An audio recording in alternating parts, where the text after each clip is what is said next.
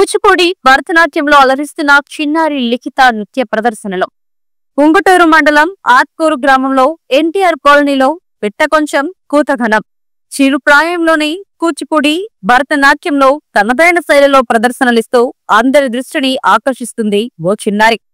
కృష్ణా జిల్లా ఉంగుటూరు మండలం కొట్టిపాడు గ్రామానికి చెందిన బొమ్మినేని రమేష్, స్వప్న దంపతుల కుమార్తె 5 ఏళ్ల చిన్నారి లిఖిత.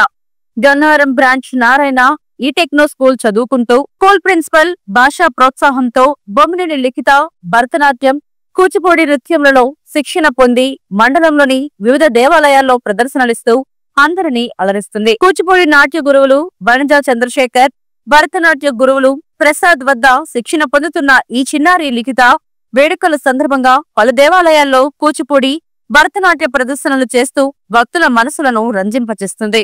హైదరాబాద్, రాజమండ్రి, నూజివీడులలో పలు సందర్భాలలో దేవాలయాల్లో గన్నవరంలోని హనుమాన్ టెంపుల్, సాయిబాబా మందిరం, ఆత్కూరులోని కనకదుర్గ అమ్మవారి దేవస్థానంలో ఇలా వినాయక నవరాత్రుల సందర్భాల్లో హైదరాబాద్, రాజమండ్రి, రాజమహేంద్రవరం, గన్నవరం, విజయవాడ, నెల్లూరు, తిరుపతి, విశాఖపట్నం, నూజివీడు, బెంగళూరు, చెన్నై 74 ప్రదేశాలలో తన ప్రతిభ పలుచోట్ల కూచిపూడి భరతనాట్యం నృత్య ప్రదర్శనలో లిఖిత చిన్న వయసులోని తన హావభావాలతో నృత్య కళకు జీవం పోస్తూ శ్రీకృష్ణదేవరాయల అవార్డు, తిరుపతి దేవస్థానం నుంచి శ్రీకృష్ణదేవరాయల అవార్డు తీసుకోవడం, ఆగి Nandi award, Telugu book link of reward, miracle world record, పలు అవార్డ్స్ ఇంకా ఎన్నో అవార్డ్స్ కైవసం చేసుకున్న చిన్నారి లిఖిత స్కూల్ అందరినీ అలరింపజేస్తుంది.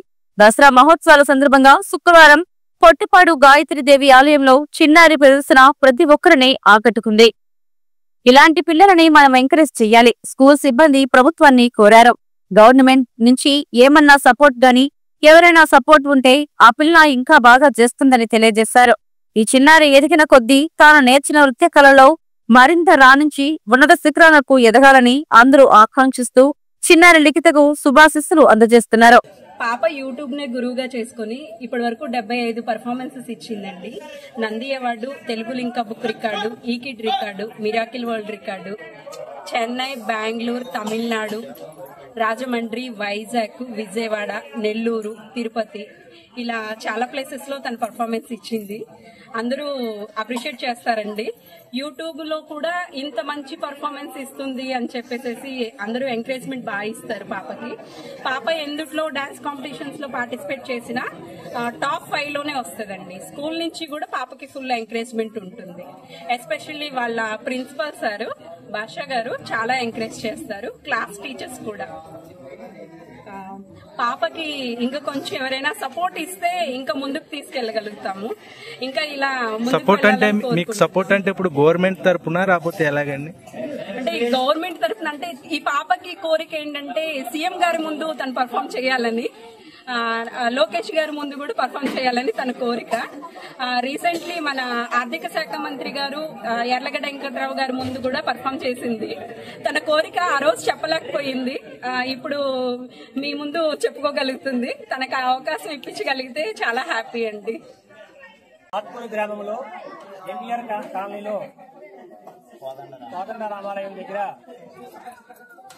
వినాయక వారి అనుభవం గత 3 సంవత్సరాలుగా లిఖిత డ్యాన్స్ తో మమ్మల్ని అలరించి చాలా పాటలతో చిన్న పిల్లలకి చాలా పాటలతో అలరించి అందరినీ ఆనందపరుస్తుంది.